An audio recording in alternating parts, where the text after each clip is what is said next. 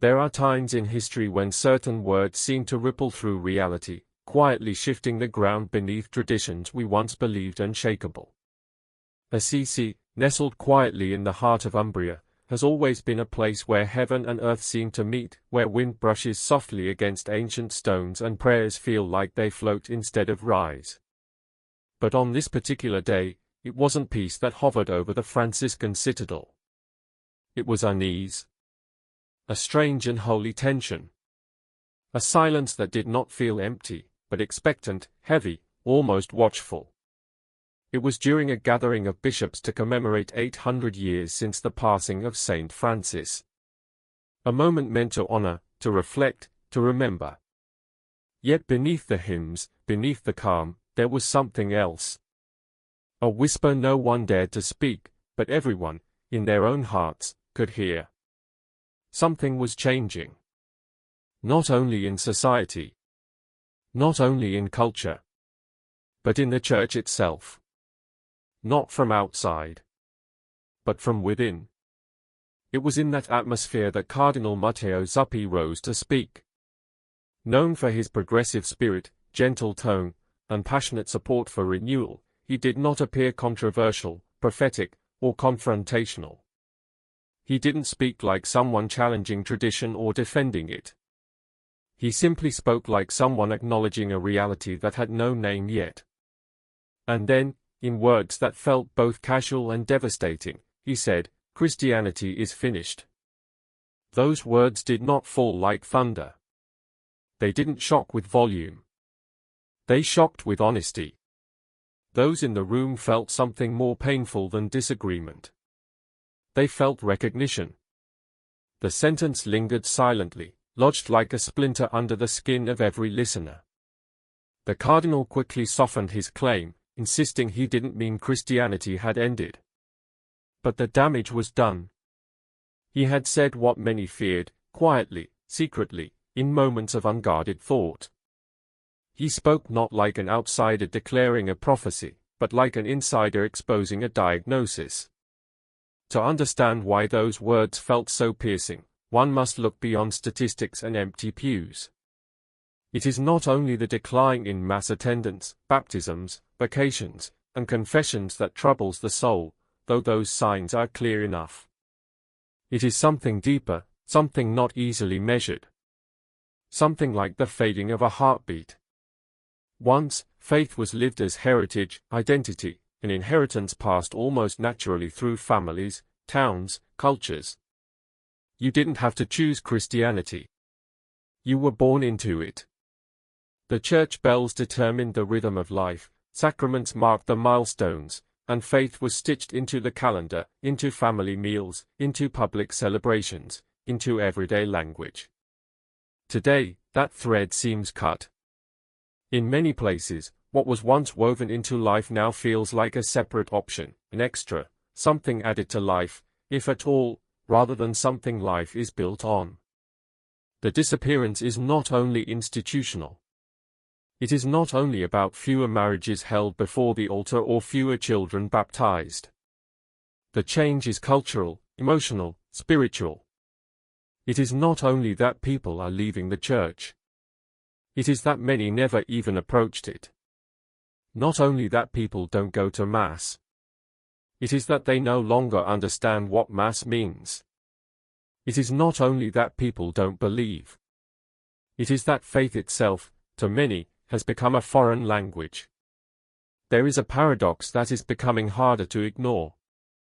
In its effort to speak to the modern world, in seeking to be more inclusive, more relevant, more relatable, the Church may have unintentionally diluted its voice. Where it once proclaimed, it now sometimes suggests. Where it once called to conversion, it now leans toward comfort. Where it once stood boldly apart, it now tries to blend in. And a strange thing has happened. The more it tries to be approachable, the more it risks becoming unremarkable.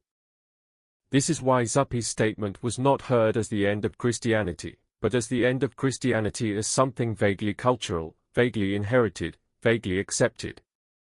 Not the end of the sacred, but the end of the comfortable religious routine. Not the fall of faith, but the fading of familiarity. The danger is not that we are becoming fewer. The danger is that we are becoming hollow. There is a big difference between a smaller church and an empty one. Several years ago, Pope Benedict XVI had spoken about this possibility. He foresaw a church that would shrink in numbers, lose influence, shed structures, perhaps even lose societal prominence. But he did not speak about collapse. He spoke about refinement, purification, distillation. A church not necessarily larger, but deeper. Not necessarily louder, but brighter. Not a church filled with passive members, but with believing, kneeling, worshipping souls. His words, then, sounded theoretical. Today, they sound prophetic. So the question facing those who still love the church is not whether it will survive. Christ promised it would.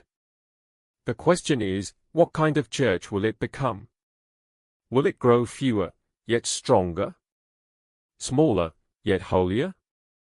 Less visible, yet more luminous? Or simply fewer, and emptier? The truth is, Christianity's survival does not depend on cultural acceptance, institutional power, or social relevance. Christianity survived and flourished in catacombs, in exile, in deserts, in prisons, in whispered household gatherings, and in monasteries no one knew existed. Christianity grows not by popularity, but by presence. Not by innovation, but by encounter. Not by blending in, but by being unmistakably different. The saints didn't convert the world because they adapted to it.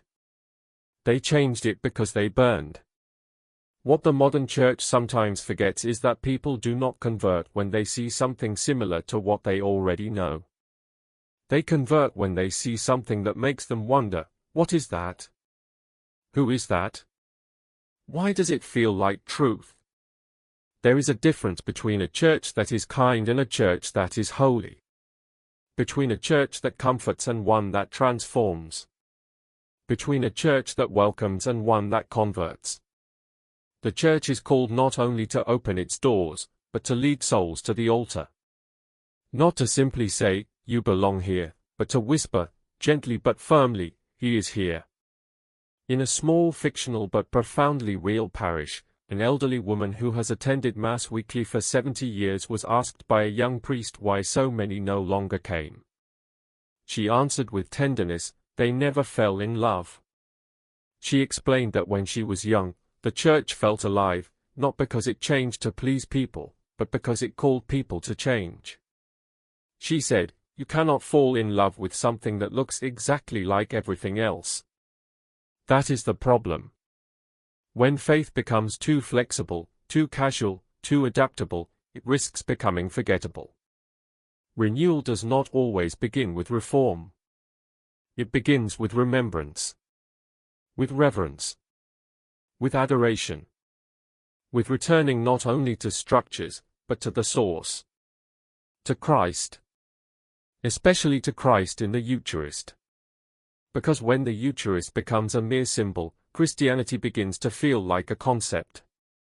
But when the Eucharist is understood as presence, as Him, then everything changes.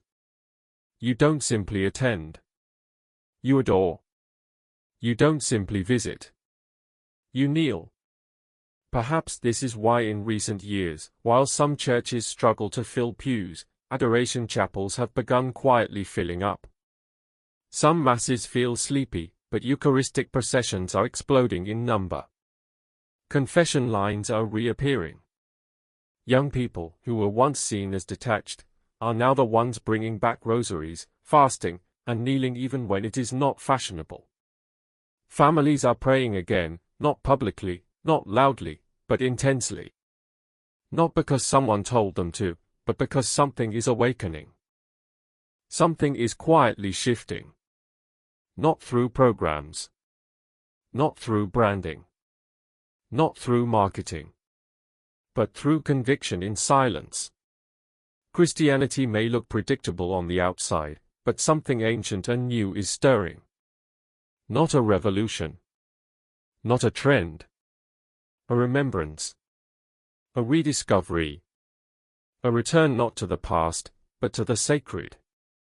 The more modern strategies sometimes struggle, the more tradition shines, not as resistance, but as identity.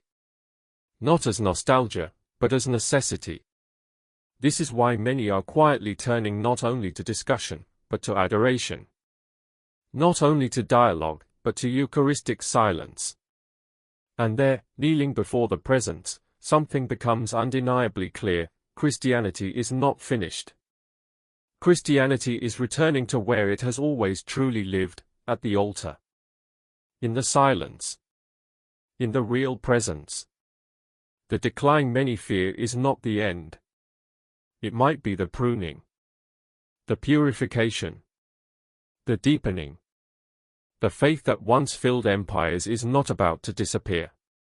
It is simply shedding what was excess, what was superficial, what was cultural but not spiritual. Christianity may not look the same in years to come. It may look smaller, simpler, less comfortable, more demanding, but also more authentic, more radiant, more aware of who it belongs to. Those who fear for the Church often look at numbers. Those who hope for it, look at altars. And perhaps the future will not belong to those who debate, or those who strategize, or even those who criticize, but to those who kneel. Those who adore. Those who, when asked why they still believe, do not explain, but simply whisper, because he is here. So yes, something is ending. But maybe it is not Christianity. Maybe it is Christianity without the Christ at the center. Maybe it is the end of faith lived as culture, as habit, as vague tradition. Maybe it is the birth of faith lived as encounter, as worship, as fire. And in that truth lies an unexpected, quiet certainty: Christianity is not finished. It is only returning to where it began. In upper rooms. In whispered prayers. In sacred silence. In small, burning hearts. In places where numbers do not matter, but presence does. And that is why even in an empty church, Christianity is never empty. Because he is here. If this truth stirs something within you, it may not be nostalgia. It may be a calling. To pray. To adore. To return. Not just to traditions, but to him. Not just to religion, but to the real presence. This is not the end. It is a beginning. Amen.